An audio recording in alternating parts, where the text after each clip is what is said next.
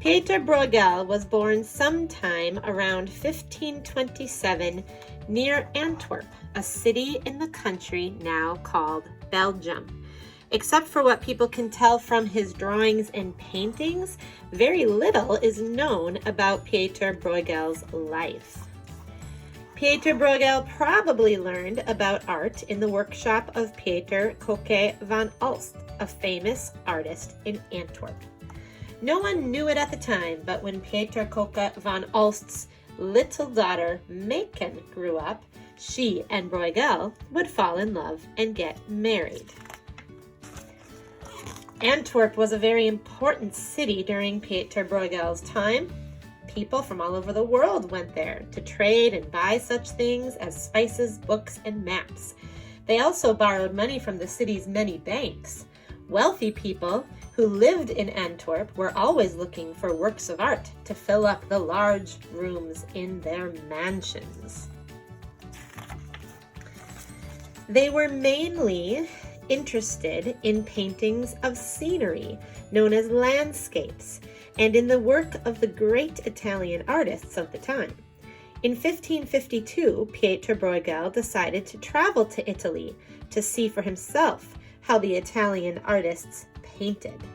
So here's a few paintings by different artists. This one is called The Martyrdom of St. Catherine.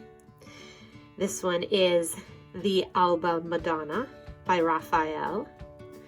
And this one is called Mountain Landscape. In Italy, Bruegel probably learned how artists such as Michelangelo and Raphael painted people in a more natural three-dimensional way. But the drawings from Bruegel's trip show that he was mainly interested in the scenery he saw along the way, especially the beautiful mountains. Most of Bruegel's first paintings were landscapes. He combined the scenery near his home with the mountains and valleys that he remembered from his trip to Italy. Bruegel was very interested in landscapes, but he also enjoyed painting people. He added more people to his works as time went on. This one is called Landscape with the Fall of Icarus.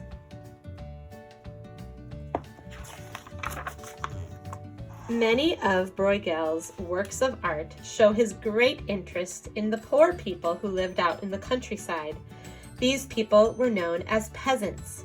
Sometimes Bruegel painted them hard at work planting, growing, or harvesting crops. This one's called The Harvesters. He painted it in 1565. Beautiful landscape all in the back, focusing on some of the people, the peasants, in the foreground. Some of them hard at work, some of them taking a break. Other times he would show them having fun during a holiday or a special occasion. Even though Bruegel came from a large city, he knew a lot about how the poor people in the country lived. One story tells how he and a friend would dress up like peasants and sneak into their parties. Sometimes they even brought gifts along. In this painting, Bruegel showed people acting out proverbs. A proverb is a short saying that teaches a lesson. In the 1500s, many people expected a good painting to teach them a lesson and be filled with lots of interesting things to look at. Bruegel's painting did both things very well. All right, so this one's called Netherlandish Proverbs, and he painted it in 1559. So if you look closely at all sorts of the different details in here, you might be able to find some proverbs that you recognize. So that's a saying, a proverb is don't cry over spilt milk. But there's an example of that right there. Many experts think that Bruegel may have put important secret messages in some of his paintings, messages that only he and a few others knew about. Sometimes these paintings included strange and frightening symbols and images. That one looks pretty dark. Bruegel disguised the messages in some of his paintings because he lived during a very dangerous time. If you offended the wrong person, you could get into real trouble. The painting of the Bible story above may have been a way of showing the cruelty of the Spanish king who was ruling Bruegel's country at that time. So this one is called Massacre of the Innocents. Children's games may also contain a secret message. Bruegel may have been showing that the people who ran his city and ruled its churches were acting like children and not taking their jobs seriously. Wow, there's so much going on in this painting. Children's games. Except they're not all looking like children, are they? Maybe he does have a special secret message there. Two of Bruegel's most famous paintings show that he was able to paint people as naturally and three-dimensionally as the great Italian artists. Bruegel's paintings were different though, because he painted real, everyday people instead of the mythological gods, angels, and famous heroes that the Italian artists were known for. Pieter Bruegel was also able to capture special moments in time, just as a good photographer is able to do. Of course, you'll recognize this one as the peasant wedding feast that we studied a couple weeks ago. Hunters in the Snow is one of a group of paintings Bruegel did to show the different seasons of the year.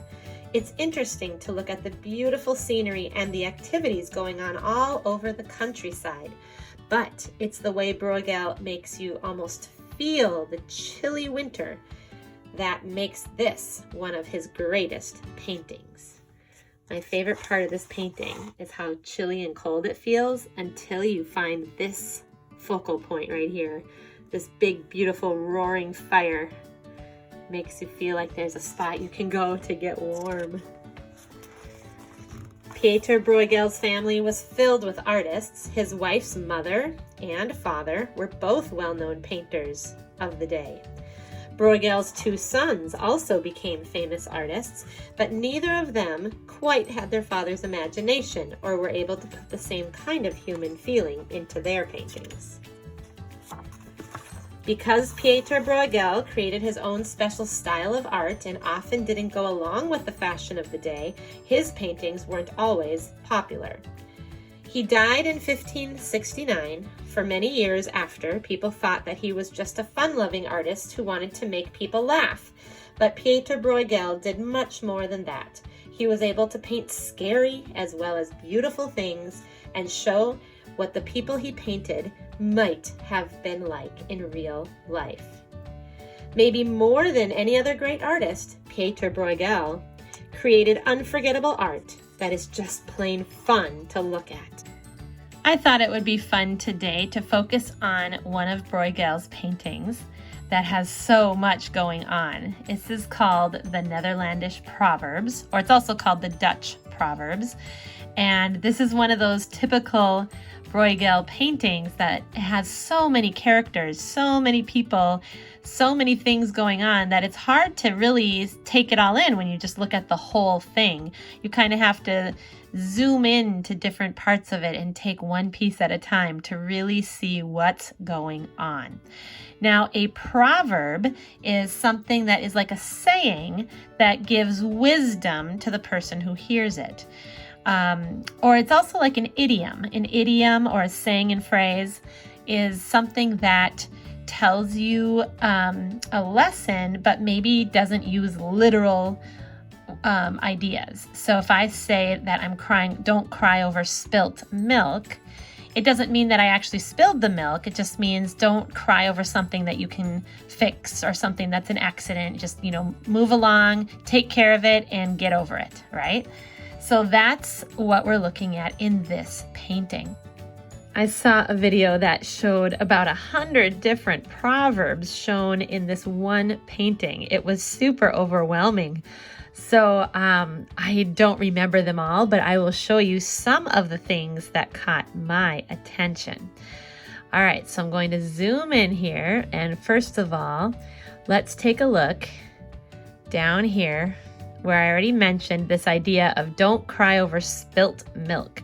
There's also a saying about you can't scrape your porridge off the floor. So I think that's what's going on there.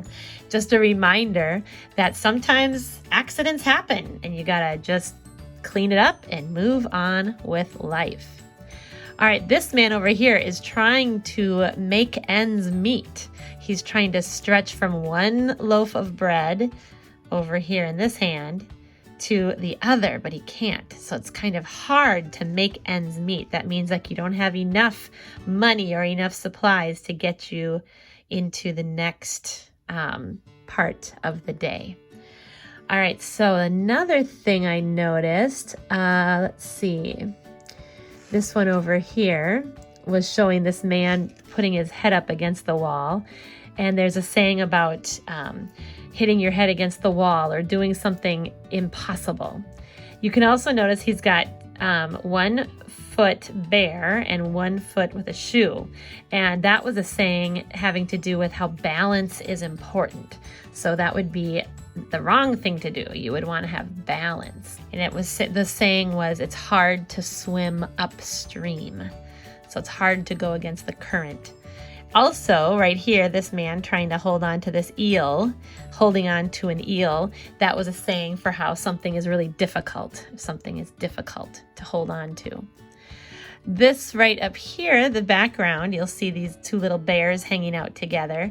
There was a saying that they mentioned about basically how birds of a feather flock together, or people that have things in common like to hang out together. Oh my goodness, so many things going on in this picture. I don't have time to tell you about all of them, but there's just a whole lot to look at. So I hope that you enjoyed looking at the different details of this painting. There's also some sayings about fools and how not to be foolish. And one of the things that we know from medieval history is that the fool of the king's court was also called a jester.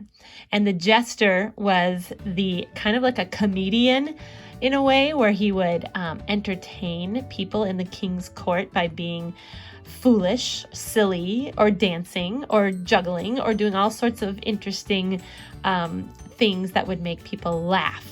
And so to be a fool was considered to be entertaining back in those days. And so let's take a look in our video about the project of how we are going to use the idea of a jester in our next art project.